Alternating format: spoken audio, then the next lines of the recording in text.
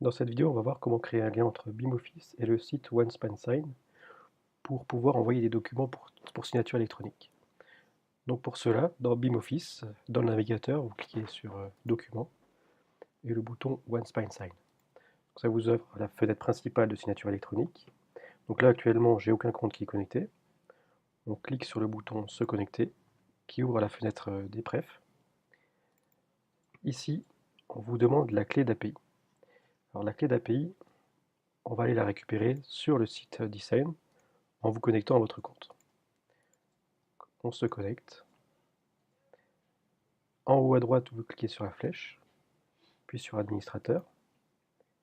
Dans la partie à gauche, vous cliquez sur Intégration et sur l'icône œil. Donc là, vous avez la clé d'API qu'on va copier et on va la coller dans le champ API Key de BeamOffice. Ensuite, on vous demande l'adresse web. Donc là, en fait, toujours sur le site d'eSign, on va prendre la base de l'URL.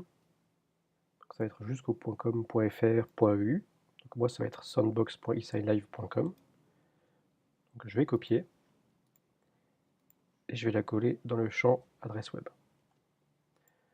Donc, une fois que c'est fait, vous avez différentes options. Alors, la première, c'est l'expéditeur doit signer la transaction. Si vous cochez la case, ça veut dire que vous, en tant qu'expéditeur de la transaction, vous allez aussi devoir signer tous les documents. La deuxième option, c'est la signature en personne. Si vous cochez cette option, vous allez pouvoir signer à la place des autres destinataires. Ensuite, vous avez la notarisation. Donc là, ça permet de marquer la transaction comme notariée. Et enfin, la dernière option, c'est vérification avant de finaliser. Celle-là, elle vous permet de réceptionner le document une fois que tout le monde a signé, et c'est vous qui validez la transaction. Donc une fois que vous avez renseigné la clé d'API et l'adresse web, vous pouvez cliquer sur Connecter.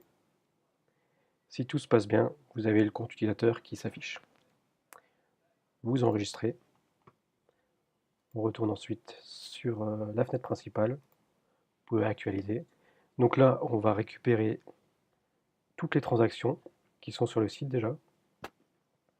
Vous avez les différents filtres ici. Donc filtre sur la période, destinataire, projet, statut. À gauche, vous avez également les filtres sur les statuts. Là, vous avez des invitations, si vous avez des transactions à signer ou non. La barre d'outils en haut, avec bouton actualiser, donc télécharger, pour télécharger une transaction. Les modèles, qu'on verra dans une prochaine vidéo. Le bouton envoyer qui permet d'envoyer une transaction pour signature. Et le bouton aller sur OneSpan.